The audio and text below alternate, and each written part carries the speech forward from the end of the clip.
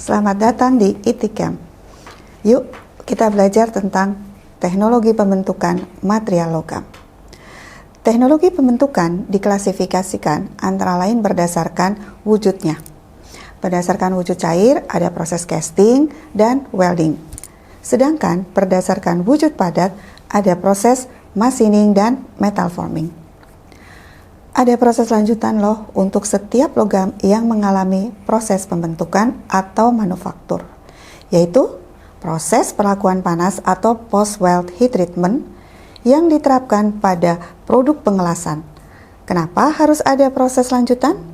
Karena semua produk pembentukan pasti mengalami degradasi sifat mekanis yang harus diatasi dengan perlakuan lanjut setelah proses manufaktur. Yuk, sekarang kita simak apa yang dimaksud dengan masing-masing proses tersebut.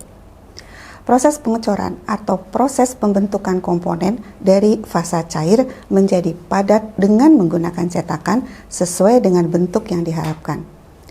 Proses atau teknologi pengelasan merupakan proses pembentukan komponen dengan cara menyambung dua jenis logam yang berbeda melalui fasa cair yang kemudian akan terjadi proses pembekuan yang sekaligus terjadi penyambungan.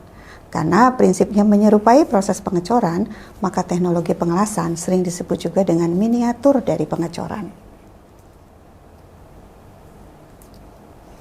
Proses pemesinan merupakan proses pembentukan komponen dengan cara membuang sebagian logamnya dalam bentuk geram atau chips, bisa dengan menggunakan mesin bubut, fräs, gerinda, dan sebagainya. Sedangkan proses metal forming merupakan proses pembentukan komponen dalam keadaan padat melalui mekanisme deformasi plastis. Untuk itu diperlukan gaya pembentukan yang akan mengubah bentuk benda kerja secara permanen. Ada persamaan loh antara teknologi casting dengan welding. Kedua proses dilakukan dalam keadaan cair yang dilanjutkan dengan pembekuan. Persamaan kedua adalah kedua-duanya menggunakan cetakan. Teknologi pengecoran menggunakan cetakan dari beberapa bahan seperti cetakan pasir, grafit, cetakan lilin, cetakan logam, dan lain-lain. Sedangkan cetakan untuk teknik pengelasan adalah logam itu sendiri yang akan disambung. Sekarang kita simak perbedaannya ya. Perbedaan pertama. Cetakan yang digunakan pada proses pengecoran dapat terdiri dari beberapa jenis bahan, antara lain logam, pasir, lilin, CO2, grafit, dan sebagainya. Cetakan pada proses pengelasan terbuat dari bahan logam itu sendiri yang akan disambung. Perbedaan kedua, proses pemanasan pada pengelasan bersifat kontinu, sedangkan pada proses pengecoran, pemanasan hanya terjadi sampai memperoleh fasa cair. Perbedaan ketiga, proses pengelasan menghasilkan kualitas yang lebih rendah daripada proses pengecoran. Gas yang terperangkap lebih banyak, besarnya residual stress atau tegangan sisa lebih besar. Penyebabnya adalah laju pendinginan pada proses pengelasan lebih cepat dibandingkan pada proses pengecoran. Teknologi manufaktur apa saja yang termasuk ke dalam metal forming? Ada proses rolling, shearing, wire drawing, deep drawing, bending, forging, ekstrusi, dan stretching, serta masih banyak yang lain lagi. Ternyata ada pengelompokan metal forming berdasarkan temperatur pengerjaannya. Yang pertama adalah hot working atau pengerjaan panas, yaitu pengerjaan logam di atas temperatur rekristalisasi. Dengan proses ini, produk pengerjaan menjadi lebih lunak karena ada temperatur yang diberikan pada proses. Terdapat oksida pada permukaan produk. Gaya pembentukan pada proses hot work itu lebih rendah dan persentase reduksi lebih rendah juga dibandingkan pada proses cold work. Kelompok kedua adalah pengerjaan dingin atau cold work, yaitu pengerjaan logam di bawah temperatur rekristalisasi. Sifat mekanis yang dihasilkan lebih keras dan cenderung lebih getas, namun tidak terdapat oksida pada permukaannya. Gaya pembentukan dan persen reduksinya lebih besar daripada proses hot work. Yuk kita lanjut dengan pembahasan rekristalisasi. Rekristalisasi adalah pertumbuhan butir-butir baru yang bebas tegangan menggantikan butir-butir lama yang telah rusak akibat proses pengerjaan dingin sebelumnya.